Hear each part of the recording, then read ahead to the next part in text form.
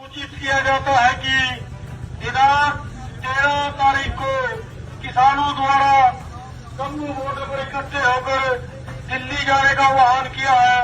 कोई भी ग्रामवासी इस आंदोलन में भाग नहीं लेगा और किसी भी ग्रामवासी की इस आंदोलन में संलिप्तता पाएगी तो उसके खिलाफ कड़ी से कड़ी कानूनी कार्रवाई की जाएगी। किसी भी ग्रामवासी का वाहन जेसीबी आईडी या ट्रैक्टर पाएगी तो उसको सीज कर दिया जाएगा। उनके खिलाफ कड़ी से कड़ी कानूनी कार्रवाई की जाएगी। उनके पासपोर्ट रद्द कर दिए जाएंगे। धन्यवाद। दोस्तों नमस्कार, मैं सुनील बांगड़ आपका अपने नए YouTube चैनल HR व्यूज पर स्वागत करता हूं। वीडियो की शुरुआत में आपने हरियाणा पुलिस की धमकी सुनी ही होगी।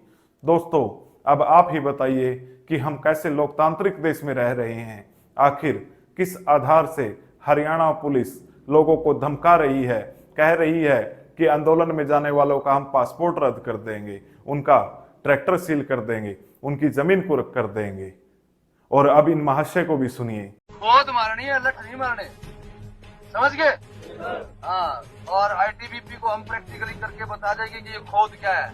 इनका नाम डीसीपी रविंद्र तोमर बताया जा रहा है। यह किसानों को खोद मारने की धमकी दे रहे हैं, कह रहे हैं कि लठ नहीं मारना, खोद मारनी है। अगर आप हरियाणा से हैं तो खोद मारने का मतलब समझते होंगे, और अगर नहीं हैं तो इन महाशय से ट्रेनिंग ले सकते हैं। यह आईटीबीपी को भी ट्रेनिंग दे रहे हैं। कुछ लोग ऐसे अफसरों को बड़ा दबंग समझते होंगे। मैं इनसे पूछना चाहता हूं कि आपने खोद मारने की ट्रेनिंग कहां से ली, और जिन नेताओं को आप खुश करने के लिए किसानों को खोद मारने की बात कह रहे हो, और कल जब उनकी रैलियां होंगी तब क्या आप उस भीड़ को भी खोद मार के नियंत्रित करोगे? चलिए आते हैं वीडियो के मुद्दे पर।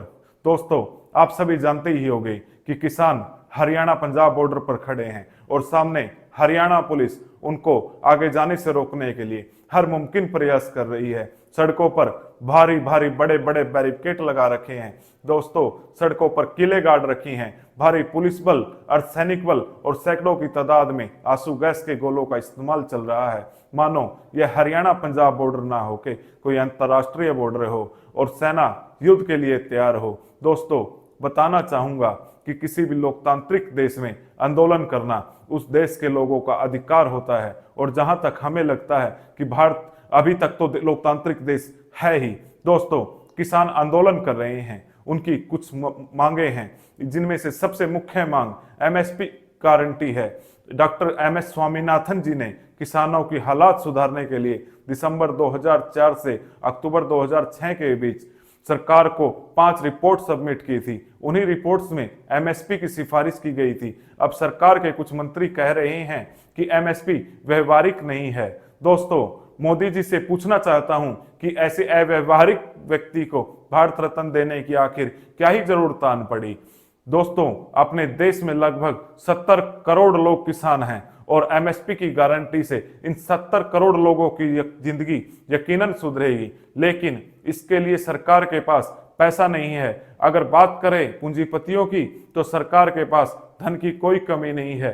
दोस्तों आप सभी ने खबरों में देखा ही होगा कि सरकार ने पिछले 9 साल में कुछ चुनिंदा पूंजीपतियों के 14,56,000 करोड़ रुपए से भी ज्यादा के कर्जे माफ कर दिए हैं, जो कि कई देशों की जीडीपी से भी ज्यादा है। दोस्तों हमारे देश में हर रोज 154 किसान आत्महत्या कर रहे हैं। यह सरकारी आंकड़ा है, यानी कि हर घंटे 7 से भी ज्यादा। दोस्तों जब देश के किसान पर कर्ज होता है तो वह दुनिया छोड़ता है, और अगर वही कर्ज उद्योगपति पर हो तो वह देश छोड़ता है, और वह भी पैसे साथ लेकर। हमारा सपना है 2022 जब भारत की आजादी के 75 साल होंगे, आजादी के 75 साल जब हो, हमारे देश के किसान की आय डबल होनी चाहिए, 2 गुना होनी चाहिए, और उसके लिए हम काम कर रहे हैं। मोदी जी किसानों की आय तो 2022 में 2 गुनी होनी थी, अब तो 2024 आ गया। मोदी जी आप देश के प्रधानमंत्री हो, आपकी कही गई बात का कुछ तो मोल ही होगा। मोदी जी यह गारंटी मोदी की थी या किसी चाइनीज सामान की?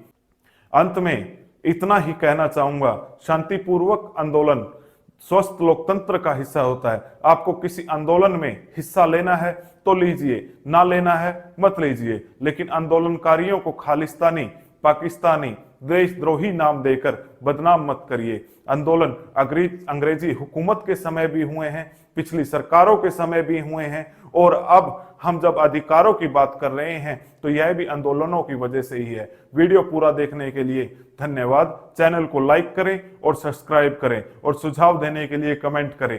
धन्यवाद। खुश रहिए।